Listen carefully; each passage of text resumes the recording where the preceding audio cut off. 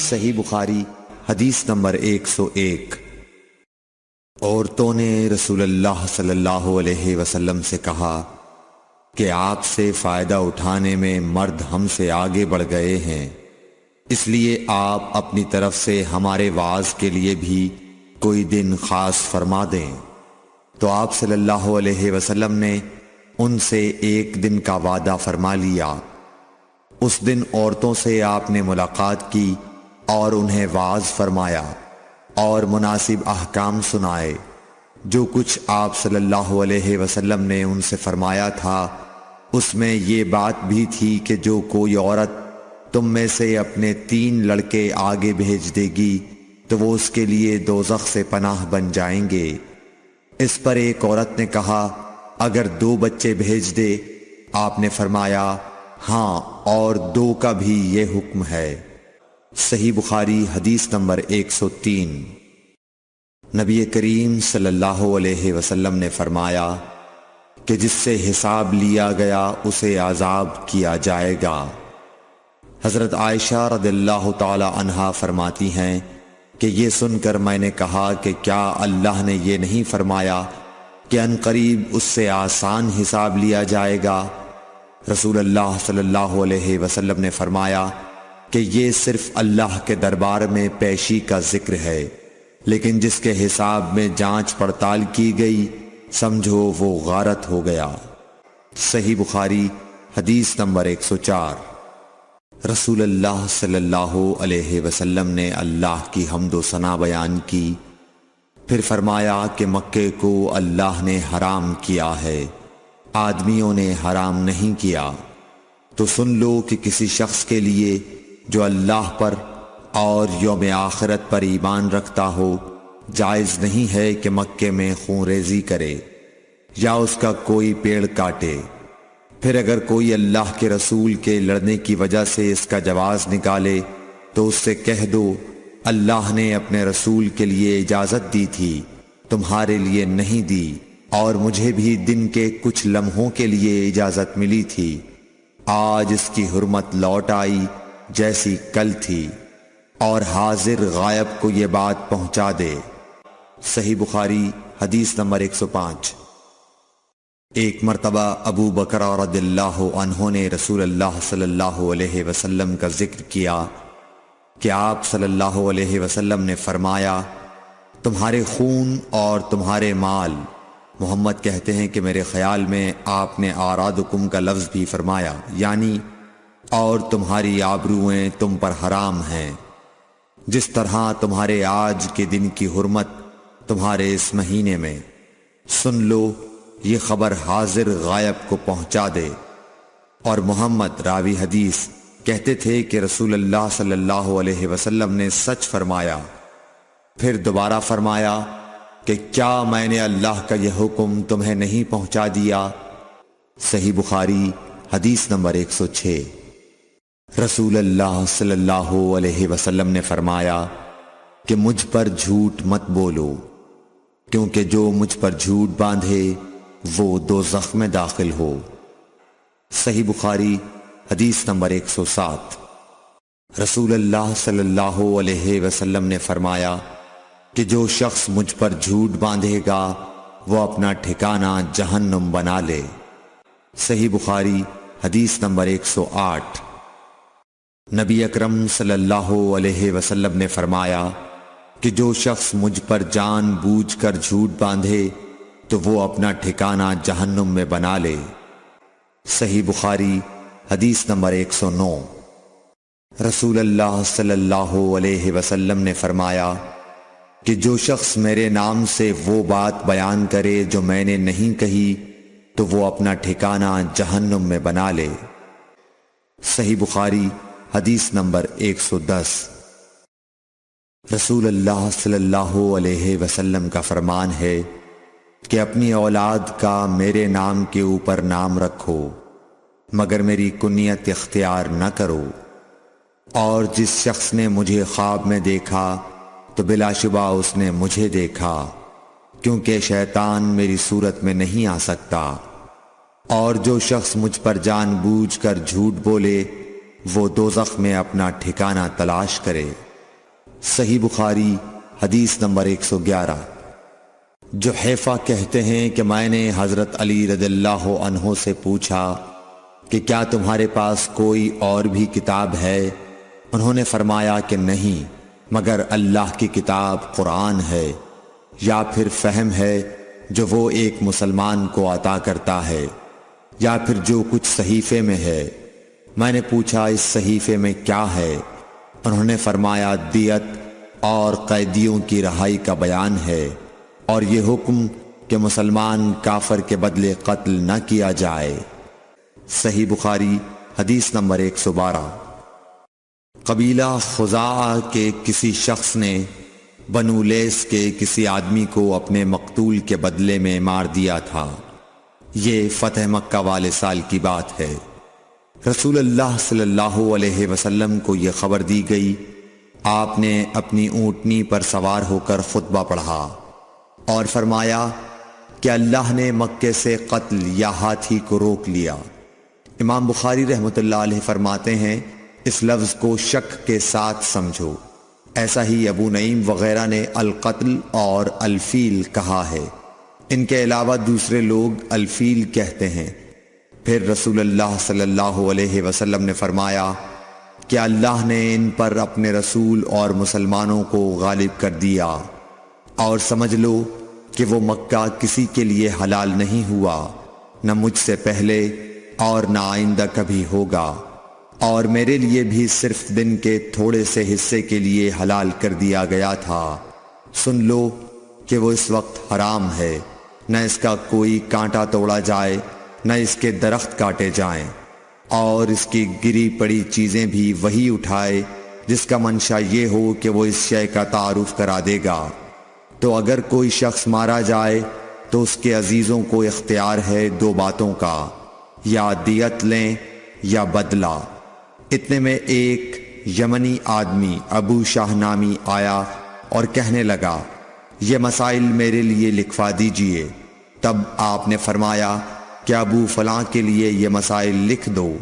تو ایک قریشی شخص نے کہا یا رسول اللہ مگر اذخر، یعنی اذخر کاٹنے کی اجازت دے دیجئے، کیونکہ اسے ہم گھروں کی چھتوں پر ڈالتے ہیں یا مٹی ملا کر اور اپنی قبروں میں بھی ڈالتے ہیں۔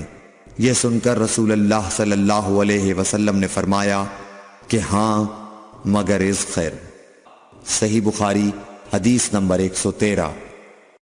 وہب بن منبہ کے بھائی کہتے ہیں کہ میں نے حضرت ابو ہریرہ رضی اللہ تعالی عنہ کو کہتے ہوئے سنا کہ رسول اللہ صلی اللہ علیہ وسلم کے صحابہ میں عبداللہ بن عمر رضی اللہ عنہ کے علاوہ مجھ سے زیادہ کوئی حدیث بیان کرنے والا نہیں تھا، مگر وہ لکھ لیا کرتے تھے اور میں لکھتا نہیں تھا۔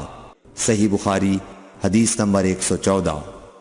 جب نبی اکرم صلی اللہ علیہ وسلم کے مرض میں شدت ہو گئی تو آپ صلی اللہ علیہ وسلم نے فرمایا کہ میرے پاس سامان کتابت لاؤ تاکہ تمہارے لیے ایک تحریر لکھ دوں تاکہ بعد میں تم گمراہ نہ ہو سکو۔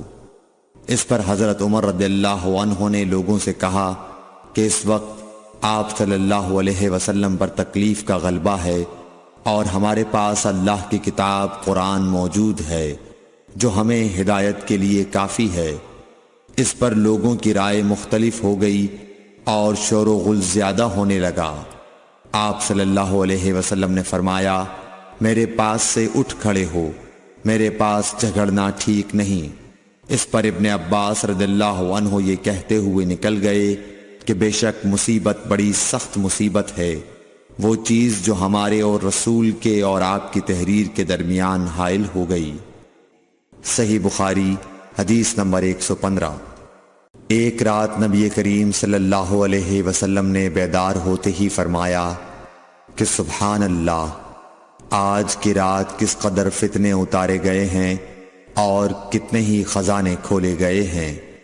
ان حجرے والیوں کو جگاؤ، کیونکہ بہت سی عورتیں جو دنیا میں باریک کپڑا پہننے والی ہیں وہ آخرت میں ننگی ہوں گی۔ صحیح بخاری حدیث نمبر 116۔ حضرت عبداللہ بن عمر رضی اللہ عنہ نے فرمایا کہ آخر عمر میں ایک دفعہ رسول اللہ صلی اللہ علیہ وسلم نے ہمیں عشاء کی نماز پڑھائی۔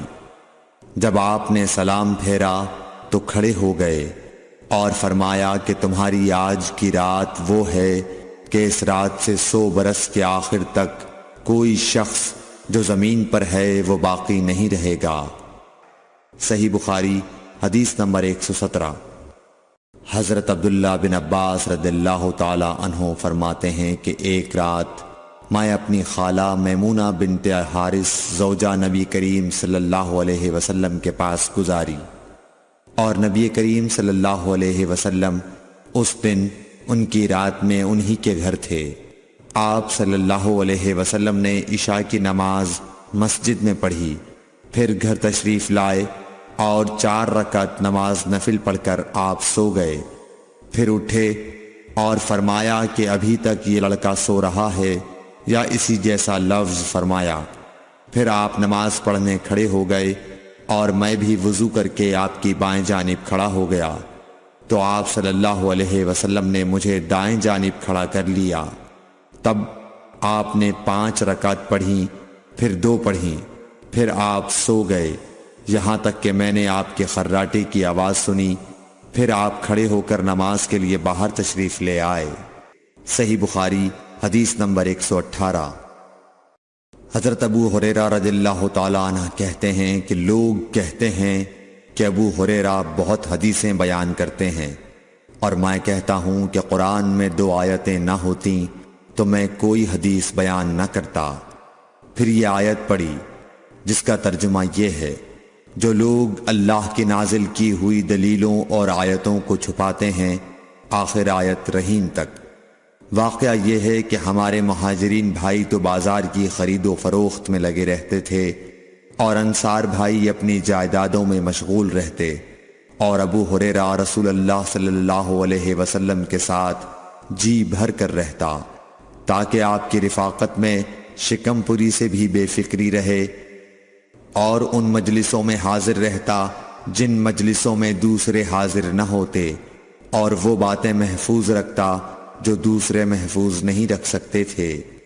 صحیح بخاری حدیث نمبر 119۔ ابو ہریرہ رضی اللہ عنہ کہتے ہیں کہ میں نے عرض کیا، یا رسول اللہ، میں آپ سے بہت سی باتیں سنتا ہوں مگر بھول جاتا ہوں۔ آپ صلی اللہ علیہ وسلم نے فرمایا، اپنی چادر پھیلاؤ۔ میں نے اپنی چادر پھیلائی۔ آپ صلی اللہ علیہ وسلم نے اپنے دونوں ہاتھوں کی چلو بنائی اور میری چادر میں ڈال دی۔ فرمایا کہ چادر کو بدن پر لپیٹ لو۔ میں نے چادر کو اپنے بدن پر لپیٹ لیا، پھر اس کے بعد میں کوئی چیز نہیں بھولا۔ صحیح بخاری حدیث نمبر 120۔ حضرت ابو ہریرہ رضی اللہ عنہ فرماتے ہیں کہ میں نے رسول اللہ صلی اللہ علیہ وسلم سے علم کے 2 برتن یاد کر لیے ہیں، ایک کو میں نے پھیلا دیا ہے اور دوسرا برتن اگر میں پھیلاؤں تو میرا یہ نرخرا کاٹ دیا جائے۔ صحیح بخاری حدیث نمبر 121۔ نبی اکرم صلی اللہ علیہ وسلم نے حجۃ الوداع میں فرمایا کہ لوگوں کو بالکل خاموش کر دو تاکہ وہ خوب سن لیں۔ پھر فرمایا، لوگوں میرے بعد پھر کافر مت بن جانا کہ ایک دوسرے کی گردن مارنے لگو۔ صحیح بخاری حدیث نمبر 122۔ رسول اللہ صلی اللہ علیہ وسلم نے فرمایا کہ ایک روز موسیٰ علیہ السلام نے کھڑے ہو کر بنی اسرائیل میں خطبہ دیا تو آپ سے پوچھا گیا کہ لوگوں میں سب سے زیادہ صاحب علم کون ہے؟ انہوں نے فرمایا کہ میں ہوں۔ اس وجہ سے اللہ کا غصہ ان پر ہوا کہ انہوں نے علم کو خدا کے حوالے کیوں نہ کر دیا۔ تب اللہ نے ان کی طرف وحی بھیجی کہ میرے بندوں میں سے ایک بندہ دریاؤں کے سنگم پر ہے جہاں فارس اور روم کے سمندر ملتے ہیں، وہ تجھ سے زیادہ عالم ہے۔ موسیٰ علیہ السلام نے کہا کہ اے پروردگار، میری ان سے ملاقات کیسے ہو؟ حکم ہوا کہ ایک مچھلی زنبیل میں رکھ لو، پھر جہاں تم اس مچھلی کو گم کر دو گے تو وہ بندہ تمہیں وہیں ملے گا۔ تب موسیٰ علیہ السلام چلے اور ساتھ اپنے خادم یوشع بن نون کو لے لیا، اور انہوں نے زنبیل میں مچھلی رکھ لی۔ جب ایک پتھر کے پاس پہنچے، دونوں اپنے سر اس پر رکھ کر سو گئے، اور مچھلی زنبیل سے نکل کر دریا میں اپنی راہ بناتی چلی گئی۔ اور یہ بات موسیٰ علیہ السلام اور ان کے ساتھی کے لیے بے حد تعجب کی تھی۔ پھر دونوں باقی رات اور دن میں جتنا وقت باقی تھا چلتے رہے۔ جب صبح ہوئی، موسیٰ علیہ السلام نے خادم سے کہا، ہمارا ناشتہ لاؤ، اس سفر میں ہم نے کافی تکلیف اٹھائی ہے۔ اور موسیٰ علیہ السلام بالکل نہیں تھکے تھے، مگر جب اس جگہ سے آگے نکل گئے جہاں تک انہیں جانے کا حکم ملا تھا، تب ان کے خادم نے کہا کہ کیا آپ نے دیکھا تھا کہ جب ہم صخرہ کے پاس ٹھہرے تھے تو میں مچھلی کا ذکر بھول گیا؟ بقول بعض صخرہ کے نیچے آب حیات تھا، وہ اس مچھلی پر پڑا اور وہ زندہ ہو کر بقدرت الہی دریا میں چل دی۔ یہ سن کر موسیٰ علیہ السلام بولے کہ یہ ہی وہ جگہ ہے جس کی ہمیں تلاش تھی، تو وہ پچھلے پاؤں واپس ہو گئے۔ جب پتھر تک پہنچے تو دیکھا کہ ایک شخص کپڑا اوڑھے ہوئے موجود ہے۔ موسیٰ علیہ السلام نے انہیں سلام کیا۔ خضر نے کہا کہ تمہاری سرزمین میں سلام کہاں؟ پھر موسیٰ علیہ السلام نے کہا کہ میں موسیٰ ہوں۔ خضر بولے کہ بنی اسرائیل کے موسیٰ؟ انہوں نے جواب دیا ہاں۔ پھر کہا کہ کیا میں آپ کے ساتھ چل سکتا ہوں تاکہ آپ مجھے ہدایت کی وہ باتیں بتلاؤ جو اللہ نے خاص آپ ہی کو سکھلائی ہیں؟ خضر بولے کہ تم میرے ساتھ صبر نہیں کر سکو گے۔ اے موسیٰ، مجھے اللہ نے ایسا علم دیا ہے جسے تم نہیں جانتے، اور تم کو جو علم دیا ہے اسے میں نہیں جانتا۔ اس پر موسیٰ علیہ السلام نے کہا کہ خدا نے چاہا تو آپ مجھے صابر پاؤ گے، اور میں کسی بات میں آپ کی نافرمانی نہیں کروں گا۔ پھر دونوں دریا کے کنارے کنارے پیدل چلے۔ ان کے پاس کوئی کشتی نہ تھی کہ ایک کشتی ان کے سامنے سے گزری تو کشتی والوں سے انہوں نے کہا کہ ہمیں بٹھا لو۔ خضر کو انہوں نے پہچان لیا اور بغیر کرائے کے سوار کر لیا۔ اتنے میں ایک چڑیا آئی اور کشتی کے کنارے پر بیٹھ گئی۔ پھر سمندر میں اس نے ایک یا دو چونچیں ماری۔ اسے دیکھ کر خضر بولے کہ اے موسیٰ، میرے اور تمہارے علم نے اللہ کے علم میں سے اتنا ہی کم کیا ہوگا جتنا اس چڑیا نے سمندر کے پانی سے۔ پھر خضر نے کشتی کے تختوں میں سے ایک تختہ نکال ڈالا۔ موسیٰ علیہ السلام نے کہا کہ ان لوگوں نے تو ہمیں کرایہ لیے بغیر مفت میں سوار کیا، اور آپ نے ان کی کشتی کی لکڑی اکھاڑ ڈالی تاکہ یہ ڈوب جائیں۔ خضر بولے کہ کیا میں نے نہیں کہا تھا کہ تم میرے ساتھ صبر نہیں کر سکو گے؟ اس پر موسیٰ علیہ السلام نے جواب دیا کہ بھول پر میری گرفت نہ کرو۔ موسیٰ علیہ السلام نے بھول کر یہ پہلا اعتراض کیا تھا۔ پھر دونوں چلے۔ کشتی سے اتر کر ایک لڑکا بچوں کے ساتھ کھیل رہا تھا۔ خضر نے اوپر سے اس کا سر پکڑ کر ہاتھ سے اسے الگ کر دیا۔ موسیٰ علیہ السلام بول پڑے، کیا آپ نے ایک بے گناہ بچے کو بغیر کسی جانی حق کے مار ڈالا؟ غضب ہو گیا۔ خضر بولے کہ میں نے تم سے نہیں کہا تھا کہ تم میرے ساتھ صبر نہیں کر سکو گے؟ ابن عیینہ کہتے ہیں کہ اس کلام میں پہلے سے زیادہ تاکید ہے، کیونکہ پہلے کلام میں لفظ لکا نہیں کہا تھا، اس میں لکا زائد کیا، جس سے تاکید ظاہر ہے۔ پھر دونوں چلتے رہے، حتیٰ کہ ایک گاؤں والوں کے پاس آئے، ان سے کھانا لینا چاہا۔ انہوں نے کھانا کھلانے سے انکار کر دیا۔ انہوں نے وہیں دیکھا کہ ایک دیوار اسی گاؤں میں گرنے کے قریب تھی۔ خضر نے اپنے ہاتھ کے اشارے سے اسے سیدھا کر دیا۔ موسیٰ علیہ السلام بول اٹھے کہ اگر آپ چاہتے تو گاؤں والوں سے اس کام کی مزدوری لے سکتے تھے۔ خضر نے کہا کہ بس اب ہم اور تم میں جدائی کا وقت آ گیا ہے۔ جناب محبوب کبریا رسول اللہ صلی اللہ علیہ وسلم فرماتے ہیں کہ اللہ موسیٰ علیہ السلام پر رحم کرے۔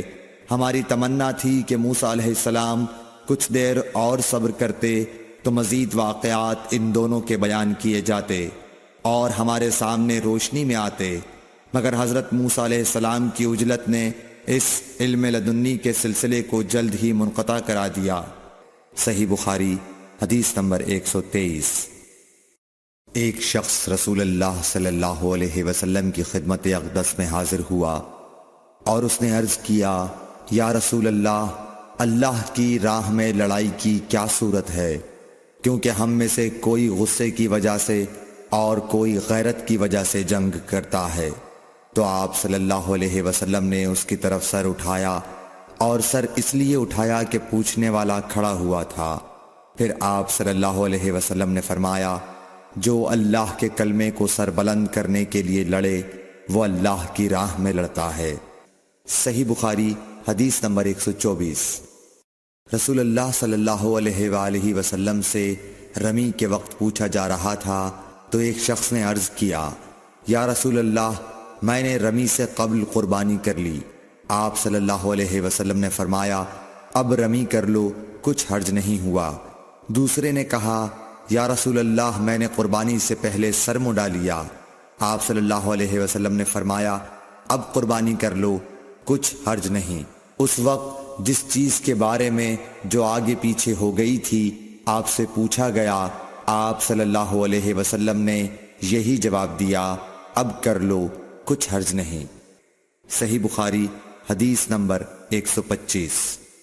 حضرت عبداللہ بن مسعود رضی اللہ تعالی عنہ کہتے ہیں کہ ایک مرتبہ میں رسول کریم صلی اللہ علیہ وسلم کے ساتھ مدینے کے کھنڈرات میں چل رہا تھا، اور آپ کھجور کی چھڑی پر سہارا دے کر چل رہے تھے، تو کچھ یہودیوں کا ادھر سے گزر ہوا۔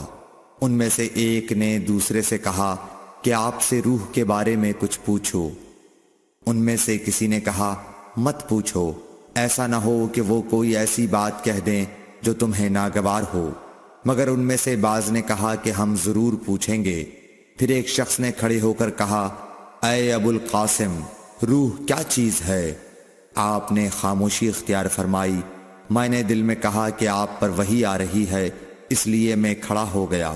جب آپ صلی اللہ علیہ وسلم سے وہ کیفیت دور ہو گئی تو آپ صلی اللہ علیہ وسلم نے قرآن کی یہ آیت جو اس وقت نازل ہوئی تھی تلاوت فرمائی، اے نبی، تم سے یہ لوگ روح کے بارے میں پوچھ رہے ہیں، کہہ دو کہ روح میرے رب کے حکم سے ہے، اور تمہیں علم کا بہت تھوڑا حصہ دیا گیا ہے، اس لیے تم روح کی حقیقت نہیں سمجھ سکتے۔ صحیح بخاری حدیث نمبر 126۔ رسول اللہ صلی اللہ علیہ وآلہ وسلم نے ارشاد فرمایا کہ اے عائشہ، اگر تیری قوم دور جاہلیت کے ساتھ قریب نہ ہوتی بلکہ پرانی ہو گئی ہوتی۔ ابن زبیر نے کہا، یعنی زمانہ کفر کے ساتھ قریب نہ ہوتی، تو میں کعبے کو توڑ دیتا اور اس کے لیے 2 دروازے بنا دیتا، ایک دروازے سے لوگ داخل ہوتے اور دوسرے دروازے سے باہر نکلتے۔ صحیح بخاری حدیث نمبر 127۔ حضرت علی رضی اللہ عنہ کا ارشاد ہے کہ لوگوں سے وہ باتیں کرو جنہیں وہ پہچانتے ہوں۔ کیا تمہیں یہ پسند ہے کہ لوگ اللہ اور اس کے رسول کو جھٹلا دیں؟ صحیح بخاری حدیث نمبر 128۔ ایک مرتبہ حضرت معاذ بن جبل رسول اللہ صلی اللہ علیہ وسلم کے پیچھے سواری پر سوار تھے۔ آپ نے فرمایا، اے معاذ، میں نے عرض کیا، حاضر ہوں یا رسول اللہ۔ آپ صلی اللہ علیہ وسلم نے دوبارہ فرمایا، اے معاذ، میں نے عرض کیا، حاضر ہوں اے اللہ کے رسول۔ آپ صلی اللہ علیہ وسلم نے 12 فرمایا، اے معاذ، میں نے عرض کیا، حاضر ہوں اے اللہ کے رسول۔ 3 بار ایسا ہوا۔ اس کے بعد آپ صلی اللہ علیہ وسلم نے فرمایا کہ جو شخص سچے دل سے اس بات کی گواہی دے کہ اللہ کے سوا کوئی معبود نہیں ہے اور محمد صلی اللہ علیہ وسلم اللہ کے سچے رسول ہیں، اللہ تعالی اس کو دوزخ کی آگ پر حرام کر دیتا ہے۔ میں نے کہا، یا رسول اللہ، کیا اس بات سے لوگوں کو باخبر نہ کر دوں تاکہ وہ خوش ہو جائیں؟ آپ صلی اللہ علیہ وسلم نے فرمایا، اگر تم یہ خبر سناؤ گے تو لوگ اس پر بھروسہ کر بیٹھیں گے اور عمل چھوڑ دیں گے۔ صحیح بخاری حدیث نمبر 129۔ رسول کریم صلی اللہ علیہ وسلم نے ایک روز معاذ رضی اللہ عنہ سے فرمایا کہ جو شخص اللہ سے اس کیفیت کے ساتھ ملاقات کرے کہ اس نے اللہ کے ساتھ کسی کو شریک نہ کیا ہو، وہ یقیناً جنت میں داخل ہوگا۔ معاذ بولے یا رسول اللہ کیا میں اس بات کی لوگوں کو بشارت نہ سنا دوں؟ آپ صلی اللہ علیہ وسلم نے فرمایا نہیں، مجھے خوف ہے کہ لوگ اس پر بھروسہ کر بیٹھیں گے۔ صحیح بخاری حدیث نمبر 130۔ ام سلیم نامی ایک عورت رسول کریم صلی اللہ علیہ وسلم کی خدمت اقدس میں حاضر ہوئیں اور عرض کیا کہ یا رسول اللہ، اللہ تعالی حق بات بیان کرنے سے نہیں شرماتا، اس لیے میں پوچھتی ہوں کہ کیا احتلام سے عورت پر بھی غسل ضروری ہے؟ آپ صلی اللہ علیہ وسلم نے فرمایا کہ ہاں، جب عورت پانی دیکھ لے یعنی کپڑے وغیرہ پر منی کا اثر معلوم ہو۔ تو یہ سن کر حضرت ام سلمہ رضی اللہ عنہا نے شرم کی وجہ سے اپنا چہرہ چھپا لیا اور کہا یا رسول اللہ کیا عورت کو بھی احتلام ہوتا ہے؟ آپ نے فرمایا ہاں، تیرے ہاتھ خاک آلود ہوں، پھر کیوں اس کا بچہ اس کی صورت کے مشابہ ہوتا ہے، یعنی یہی اس کے احتلام کا ثبوت ہے۔ صحیح بخاری حدیث نمبر 131۔ رسول اللہ صلی اللہ علیہ وسلم نے ایک مرتبہ فرمایا کہ درختوں میں سے ایک درخت ایسا ہے جس کے پتے کبھی نہیں جھڑتے اور اس کی مثال مسلمان جیسی ہے، مجھے بتلاؤ وہ کیا درخت ہے؟ تو لوگ جنگلی درختوں کی سوچ میں پڑ گئے اور عبداللہ بن عمر کے دل میں آیا کہ میں بتلا دوں کہ وہ کھجور کا پیڑ ہے۔ عبداللہ کہتے ہیں کہ پھر مجھے شرم آ گئی اور میں چپ ہی رہا۔ تب لوگوں نے عرض کیا یا رسول اللہ آپ ہی خود اس کے بارے میں بتلائیے۔ آپ نے فرمایا وہ کھجور ہے۔ عبداللہ کہتے ہیں کہ میرے جی میں جو بات تھی وہ اپنے والد حضرت عمر رضی اللہ عنہ کو بتلائی۔ وہ کہنے لگے کہ اگر تو اس وقت کہہ دیتا تو میرے لیے ایسے ایسے قیمتی سرمایے سے زیادہ محبوب ہوتا۔ صحیح بخاری حدیث نمبر 132۔ حضرت علی رضی اللہ تعالی عنہ سے روایت ہے کہ میں ایسا شخص تھا جسے جریان مزی کی شکایت تھی، تو میں نے اپنے شاگرد مقداد کو حکم دیا کہ وہ رسول اللہ صلی اللہ علیہ وسلم سے دریافت کریں، تو انہوں نے آپ صلی اللہ علیہ وسلم سے اس بارے میں پوچھا۔ آپ صلی اللہ علیہ وسلم نے فرمایا کہ اس مرض میں غسل نہیں ہے، ہاں وضو فرض ہے۔ صحیح بخاری حدیث نمبر 133۔ ایک آدمی نے مسجد میں کھڑے ہو کر عرض کیا یا رسول اللہ آپ ہمیں کس جگہ سے احرام باندھنے کا حکم دیتے ہیں؟ تو رسول اللہ صلی اللہ علیہ وسلم نے فرمایا مدینے والے ذوالحلیفہ سے احرام باندھیں، اور اہل شام جحفہ سے، اور نجد والے قرن منازل سے۔ ابن عمر نے فرمایا کہ لوگوں کا خیال ہے کہ رسول اللہ صلی اللہ علیہ وسلم نے فرمایا کہ یمن والے یلملم سے احرام باندھیں، اور ابن عمر کہا کرتے تھے کہ مجھے یہ آخری جملہ رسول اللہ صلی اللہ علیہ وسلم سے یاد نہیں۔ صحیح بخاری حدیث نمبر 134۔ ایک شخص نے آپ صلی اللہ علیہ وسلم سے پوچھا کہ احرام باندھنے والے کو کیا پہننا چاہیے؟ آپ صلی اللہ علیہ وسلم نے فرمایا کہ نہ قمیص پہنے، نہ صافہ باندھے، اور نہ پاجامہ، اور نہ کوئی سرپوش اوڑھے، اور نہ کوئی زعفران اور ورس سے رنگا ہوا کپڑا پہنے، اور اگر جوتے نہ ملیں تو موزے پہن لے، اور انہیں اس طرح کاٹ دے کہ ٹخنوں سے نیچے ہو جائیں۔ صحیح بخاری حدیث نمبر 135۔ رسول اللہ صلی اللہ علیہ وسلم نے فرمایا کہ جو شخص حدث کرے اس کی نماز قبول نہیں ہوتی جب تک کہ وہ دوبارہ وضو نہ کر لے۔ حضرموت کے ایک شخص نے پوچھا کہ اے ابو ہریرہ حدث ہونا کیا ہے؟ آپ نے فرمایا پخانے کے مقام سے نکلنے والی آواز والی یا بے آواز والی ہوا۔ صحیح بخاری حدیث نمبر 136۔ رسول اللہ صلی اللہ علیہ وآلہ وسلم نے فرمایا کہ میری امت کے لوگ وضو کے نشانات کی وجہ سے قیامت کے دن سفید پیشانی اور سفید ہاتھ پاؤں والوں کی شکل میں بلائے جائیں گے، تو تم میں سے جو کوئی اپنی چمک بڑھانا چاہتا ہے تو وہ بڑھا لے، یعنی وضو اچھی طرح کر لے۔ صحیح بخاری حدیث نمبر 137۔ رسول کریم صلی اللہ علیہ وسلم سے شکایت کی گئی کہ ایک شخص ہے جسے یہ خیال ہوتا ہے کہ نماز میں کوئی چیز یعنی ہوا نکلتی معلوم ہوئی ہے۔ آپ صلی اللہ علیہ وسلم نے فرمایا کہ نماز سے نہ پھرے یا نہ مڑے جب تک آواز نہ سنے یا بو نہ پائے۔ صحیح بخاری حدیث نمبر 138۔ نبی کریم صلی اللہ علیہ وسلم سوئے یہاں تک کہ آپ خراٹے لینے لگے، پھر آپ نے نماز پڑھی، اور کبھی راوی نے یوں کہا کہ آپ صلی اللہ علیہ وسلم لیٹ گئے پھر خراٹے لینے لگے، پھر آپ صلی اللہ علیہ وسلم کھڑے ہوئے، اس کے بعد نماز پڑھی۔ ابن عباس رضی اللہ تعالی عنہ کہتے تھے کہ ایک مرتبہ میں نے اپنی خالہ ام المومنین حضرت میمونہ کے گھر رات گزاری تو میں نے دیکھا کہ رسول اللہ صلی اللہ علیہ وسلم رات کو اٹھے۔ جب تھوڑی رات باقی رہ گئی تو آپ صلی اللہ علیہ وسلم نے اٹھ کر ایک لٹکے ہوئے مشکیزے سے ہلکا سا وضو کیا۔ عمرو اس کا ہلکا پن اور معمولی ہونا بیان کرتے تھے، اور آپ کھڑے ہو کر نماز پڑھنے لگے تو میں نے بھی اسی طرح وضو کیا جس طرح آپ صلی اللہ علیہ وسلم نے کیا تھا، پھر آ کر آپ کے بائیں طرف کھڑا ہو گیا، اور کبھی سفیان نے ان یسارہ کے بجائے ان شمالہ کا لفظ کہا، مطلب دونوں کا ایک ہی ہے۔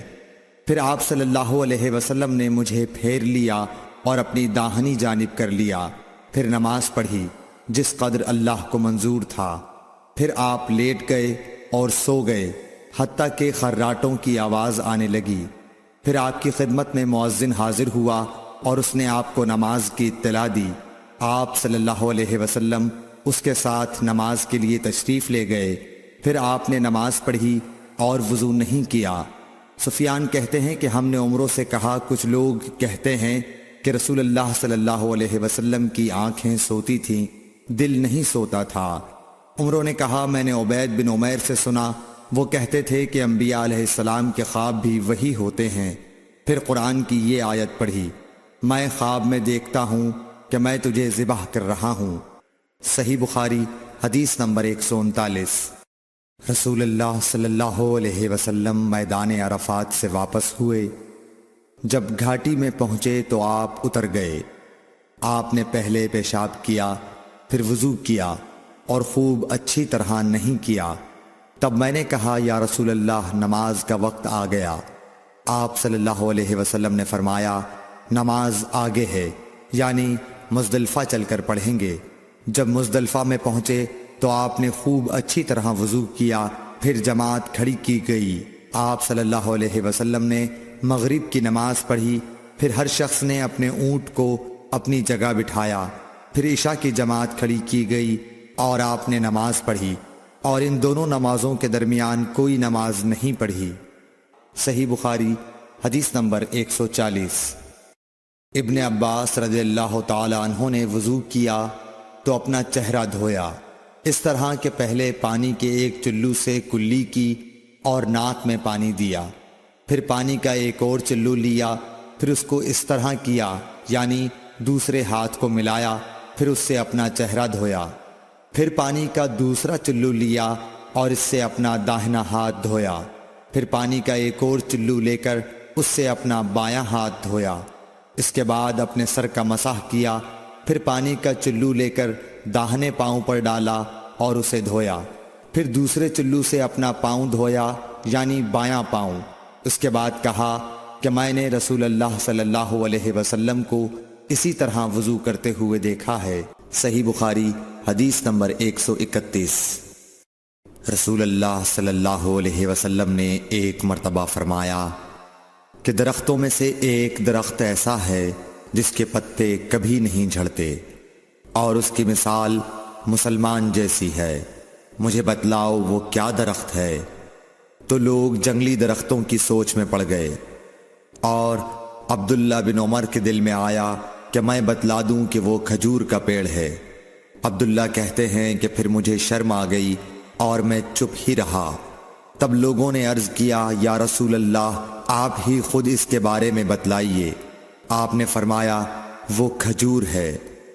عبداللہ کہتے ہیں کہ میرے جی میں جو بات تھی وہ اپنے والد حضرت عمر رضی اللہ عنہ کو بتلائی۔ وہ کہنے لگے کہ اگر تو اس وقت کہہ دیتا تو میرے لیے ایسے ایسے قیمتی سرمایے سے زیادہ محبوب ہوتا۔ صحیح بخاری حدیث نمبر 132۔ حضرت علی رضی اللہ تعالی عنہ سے روایت ہے کہ میں ایسا شخص تھا جسے جریان مزی کی شکایت تھی، تو میں نے اپنے شاگرد مقداد کو حکم دیا کہ وہ رسول اللہ صلی اللہ علیہ وسلم سے دریافت کریں، تو انہوں نے آپ صلی اللہ علیہ وسلم سے اس بارے میں پوچھا۔ آپ صلی اللہ علیہ وسلم نے فرمایا کہ اس مرض میں غسل نہیں ہے، ہاں وضو فرض ہے۔ صحیح بخاری حدیث نمبر 133۔ ایک آدمی نے مسجد میں کھڑے ہو کر عرض کیا، یا رسول اللہ، آپ ہمیں کس جگہ سے احرام باندھنے کا حکم دیتے ہیں؟ تو رسول اللہ صلی اللہ علیہ وسلم نے فرمایا، مدینے والے ذوالحلیفہ سے احرام باندھیں، اور اہل شام جحفہ سے، اور نجد والے قرن منازل سے۔ ابن عمر نے فرمایا کہ لوگوں کا خیال ہے کہ رسول اللہ صلی اللہ علیہ وسلم نے فرمایا کہ یمن والے یلملم سے احرام باندھیں، اور ابن عمر کہا کرتے تھے کہ مجھے یہ آخری جملہ رسول اللہ صلی اللہ علیہ وسلم سے یاد نہیں۔ صحیح بخاری حدیث نمبر 134۔ ایک شخص نے آپ صلی اللہ علیہ وسلم سے پوچھا کہ احرام باندھنے والے کو کیا پہننا چاہیے؟ آپ صلی اللہ علیہ وسلم نے فرمایا کہ نہ قمیص پہنے، نہ صافہ باندھے، اور نہ پجامہ، اور نہ کوئی سرپوش اوڑھے، اور نہ کوئی زعفران اور ورس سے رنگا ہوا کپڑا پہنے، اور اگر جوتے نہ ملیں تو موزے پہن لے، اور انہیں اس طرح کاٹ دے کہ ٹخنوں سے نیچے ہو جائیں۔ صحیح بخاری حدیث نمبر 135۔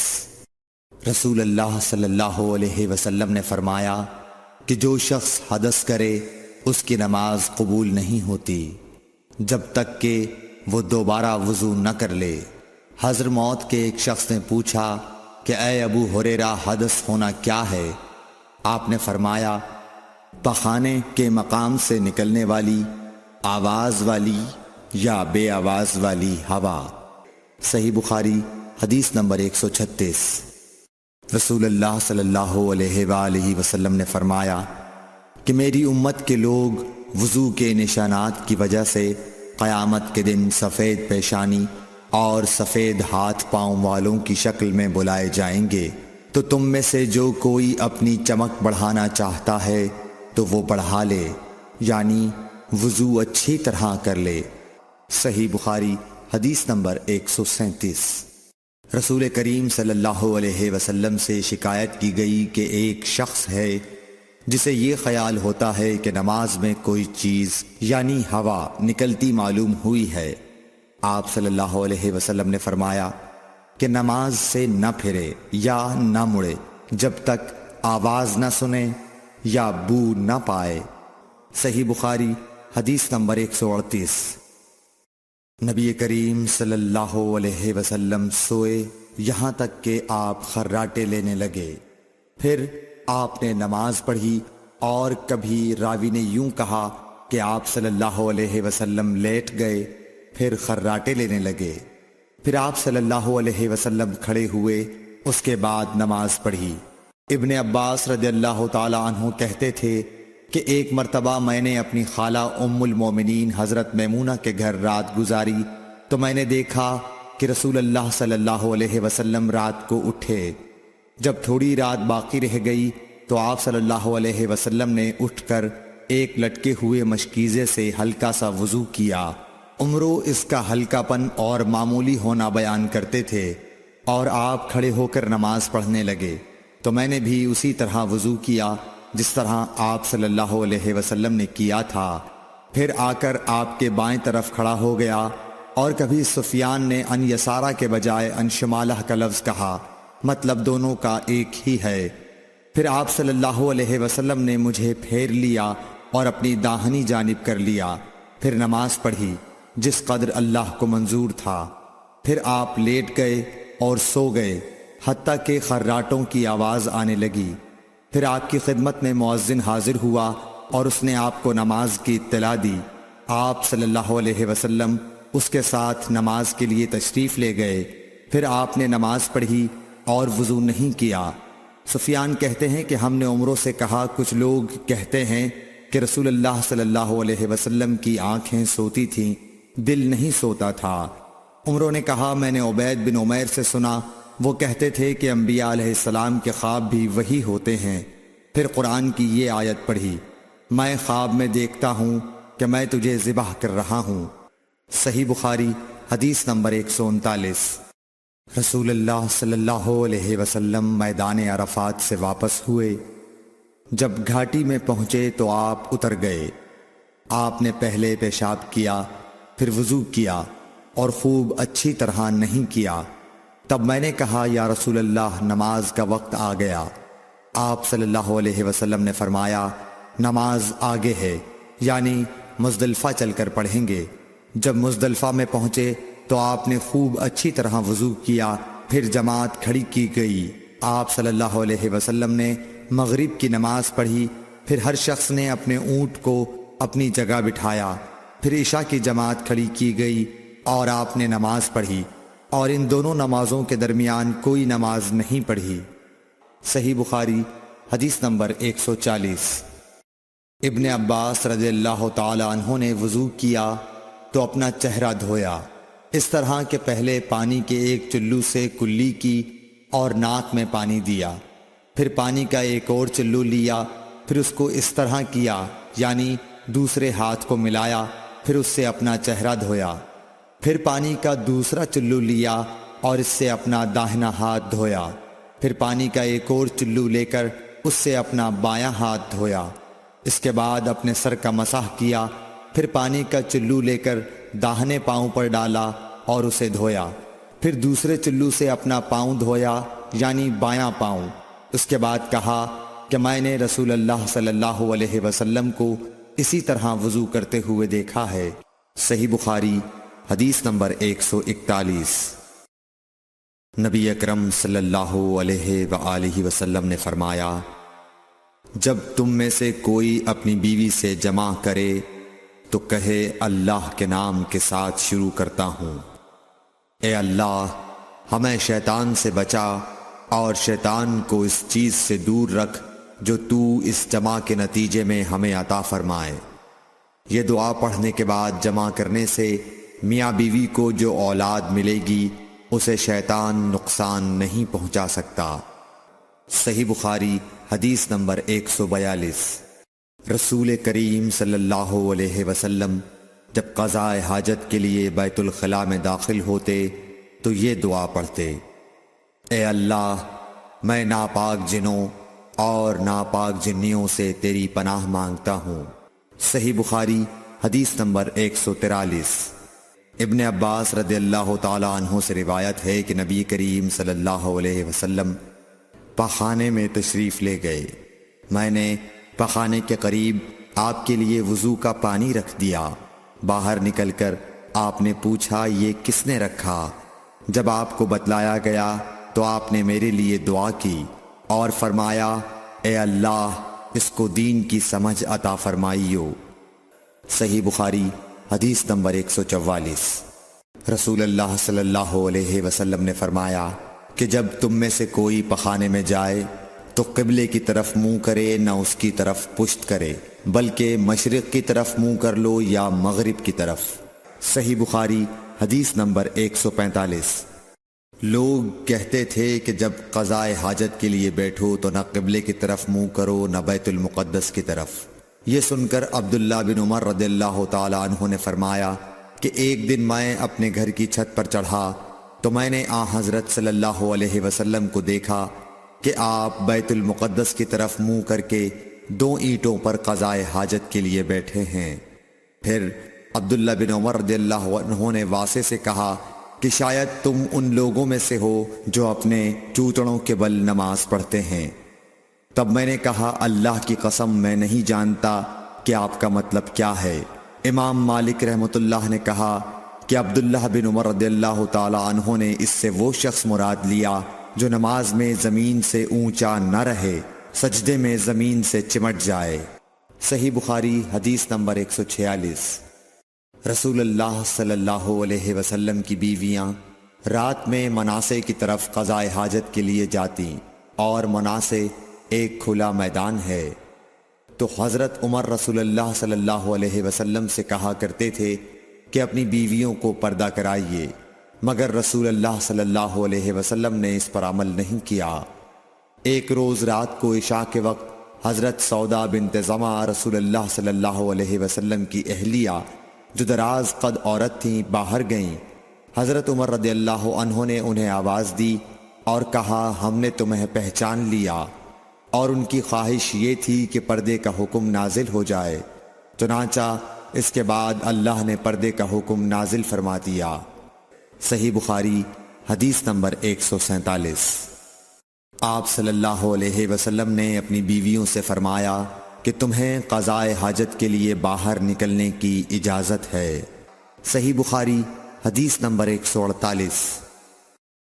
عبداللہ بن عمر رضی اللہ تعالی عنہ فرماتے ہیں کہ ایک دن میں اپنی بہن اور رسول اللہ صلی اللہ علیہ وسلم کی اہلیہ محترمہ حفصہ کے مکان کی چھت پر اپنی کسی ضرورت سے چڑھا، تو مجھے رسول اللہ صلی اللہ علیہ وسلم قضاء حاجت کرتے وقت قبلے کی طرف پشت اور شام کی طرف منہ کیے ہوئے نظر آئے۔ صحیح بخاری حدیث نمبر 149۔